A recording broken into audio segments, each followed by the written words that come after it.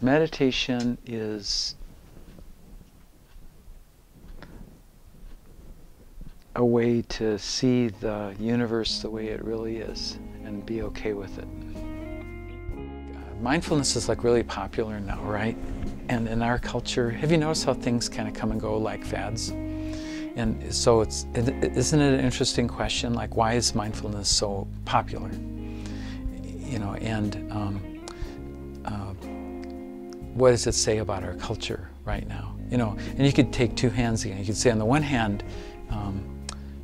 you know, it'll because it's popular, you know, it's sort of like people walking around with yoga mats wanting to look cool. You know, like to be studying mindfulness because it's cool right now. And that's fine to want to be cool.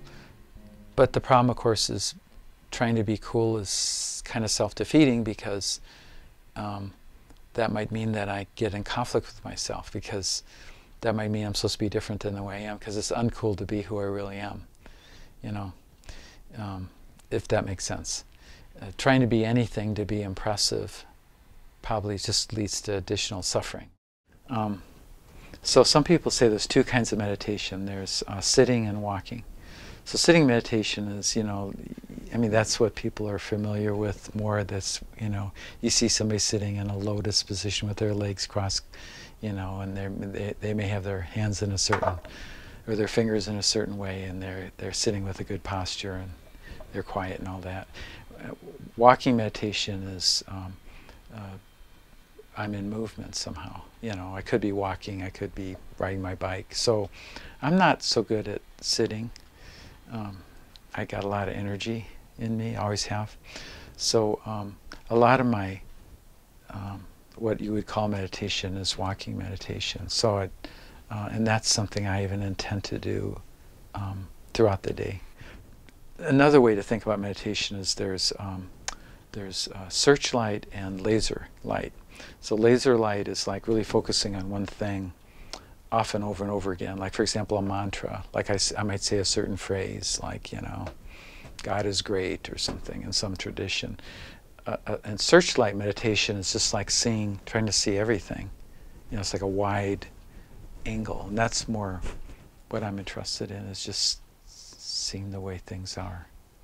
I think so-called meditation also gives me access to what in the shamanic tradition they called ecstasy. Ecstasy means in Greek to stand beside myself. So that's like not, maybe Joni Mitchell said it best in one of her songs, I love you when I forget about me. So it's a state of being where I'm not so obsessed with who I am and getting my needs met in the moment. Sometimes it seems like there's an unconscious, and sometimes it seems like there isn't to me. You know, I think that I like the idea that I try to become more conscious of everything, and I'm not as conscious of things as I hopefully will be, you know, in the next moment. So maybe I could say it's always going deeper in consciousness. That'd be the intent. I quote Krishnamurti on this, and a lot of people have said this. It's only through consciousness that we'll survive as a species and prosper. You know, because if we don't change our consciousness, you know, we're likely to use our technology to destroy ourselves, aren't we? You know, but if we become more aware and accepting of the way things are, we could figure out a way to cooperate with each other and use our brains to improve our standard of living, couldn't we? And, you know, make sure everybody has housing and decent food and, you know, work and all that, and maybe travel to other planets and be groovy interstellar beings. But if we don't change our consciousness, we won't wreck the earth because we're not that powerful, but we'll probably destroy ourselves, don't you think?